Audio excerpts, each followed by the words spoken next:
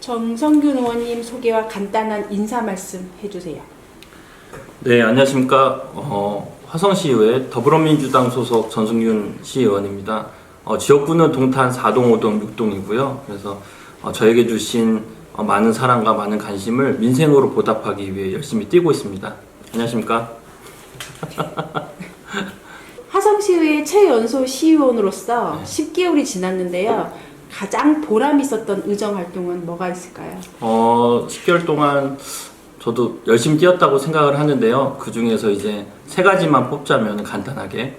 첫 번째로, 화성시의회, 역대 화성시의회 최초로, 제가 낸 대표 발의한 정신건강, 응급 체계 구축하고 그런 조례가, 전국에서 대상을 탔습니다. 제가 이제 정책을 만들 때, 조례를 만들 때 가장 중요한 거는 현장의 목소리를 담는 것을 중요하다고 생각을 합니다. 그래서 제가 대표 발의한 화성시 정신건강 증진 및 위기 대응 체계 구축에 관한 조례가 화성시 역사상 전국 단위로 대상을 받았기 때문에 큰 의미를 두고 있는데, 그게 단순히 제 머릿속에서만 나온 게 아니고 경찰, 화성시 보건소, 소방서, 자살예방센터 해서 이제 같이 모여서 얘기를 나눴고, 거기서 나누다 보니까 이런 응급체계가 필요하다 해서 조례 함께 준비를 했습니다. 그래서 한 3개월 정도간 지속해서 만났고요. 그래서 거기에 함께 가치와 내용을 담았습니다. 그래서 그 조례가 통과된 이후에 또 발빠르게 집행부에서 움직여줘서 국비와 도비, 그 다음에 시비 합쳐서 세병상이 화성시민만을 위해서 운영이 될 거고요. 그 사업이 조만간 한 7월이면은 운영될 예정입니다. 그래서 이 사업을 통해서 화성 시민이라면 누구나 당연히 누려야 할 그런 행정 서비스를 받게 되실 거고요. 행정력 낭비가 최소화돼서 시민들에게 발빠르게 경찰이나 소방관이 더 다가갈 수 있을 겁니다.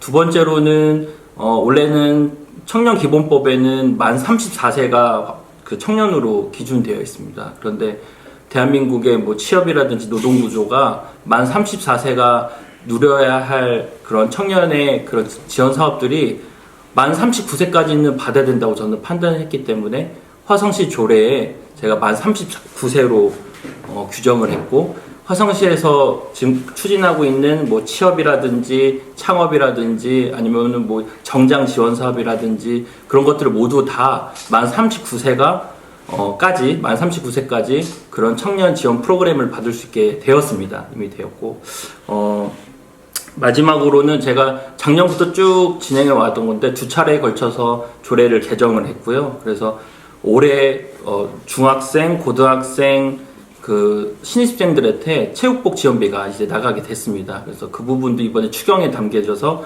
많은 학부모님들이 저한테 지금 감사의 문자를 보내주고 있는 상황입니다. 네. 화성시 1인 가구 증가폭은 지난 5년 동안 2배 증가를 했는데요. 네. 최근 의원님이 1인 가구 지원 조례안을 대표 발의하셨는데 조례 입안의 배경은 무엇이 있을까요?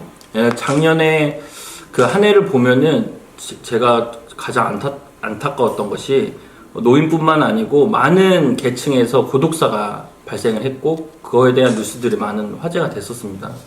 참 안타까웠는데, 제가 생각했을 때 1인 가구 같은 경우에는 가족이 지자체가 돼야 된다고 생각을 합니다. 그래서 고독사는 지자체의 책임이라고 생각하고, 그렇다면 1인 가구를 어떻게 지원하면 좋을까에 대한 고민을 많이 했고, 화성시 사회복지재단하고도 많은 연구를 통해서 외로움을 달래줄 필요성은 있겠다. 근데 지금 화성시의 사업을 보면 대부분 단발성 사업이어서 그런 공동체를 형성해 주거나 아니면 1인 가구가 외롭지 않는 그런 사업들이 많이 필요하겠다라고 생각해서 진행하게 됐고요. 그래서 큰 틀에서 단순히 사업만을 보는 게 아니고 큰 틀에서 지자체가 어떻게 1인 가구를 케어할 것인가에 대해서 고민해서 시작을 했습니다. 네. 지난번 221회 임시회에서 학교폭력대책 지역협의회는 조례가 제정된 후 지금까지 구성되지 않았다. 협의회 운영이 시급하다고 하는 5분 발언을 하셨는데요. 학교 폭력을 근절하기 위한 대책이나 방안에 대한 의원님의 생각은 무엇이 있을까요? 그래서 5분 발언 듣고 어떻게 생각하셨어요? 제가 그 드라마를 안 봐가지고 아, 더 5분 글로리를 보면은 그게 체감이 많이 된다고 더, 하더라고요. 더 됐는데 네. 조례가 그러니까 법은 2004년도에 법이 그 제정됐고 네. 그 법에 따라서 왜 이렇게 늦게 했는지 모르겠지만 2014년도에 화성시 조례가 생겼습니다. 그런데 2014년부터 지금까지 거의 한 9년간 거의 당긴 사업을 전혀 시행하지 않았다는 거는 저는 의아했고 집행부가 이거는 정말 최선을 다하지 않았다.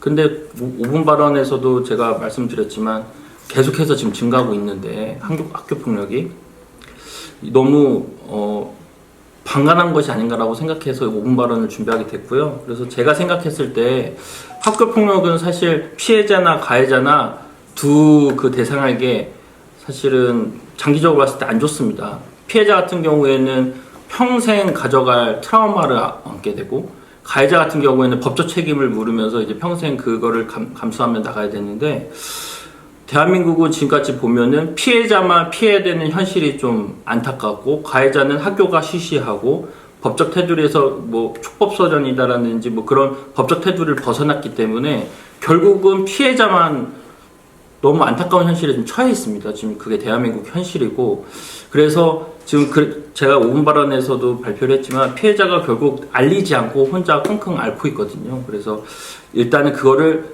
학교 내에서 이 지역사회로 오픈을 해야겠다. 그래서 그게 협의체가 필요하다고 생각을 했고 또 교육도 학교 폭력만 교육이 있는데 사실은 가해자가 됐을 때 그 후가 어떻게 되는지를 교육을 해서 학생들에게 두려움을 좀 심어줘야 된다고 생각합니다. 그래서 피해자나 가해자 모두가 발생하지 않는 뭐 어떻게 보면 이게 이상적일 수도 있지만 그쪽 방향성을 두고 그런 교육이 많이 필요하고 그게 대부분 교육부가 예산이 많이 없기 때문에 화성시 행정이 그런 것을 담당했었으면 좋겠습니다. 그래서 그 부분에 있어서도 집행부랑 지금도 얘기를 많이 하고 있고 앞으로도 그런 프로그램들이 많이 늘어날 예정입니다.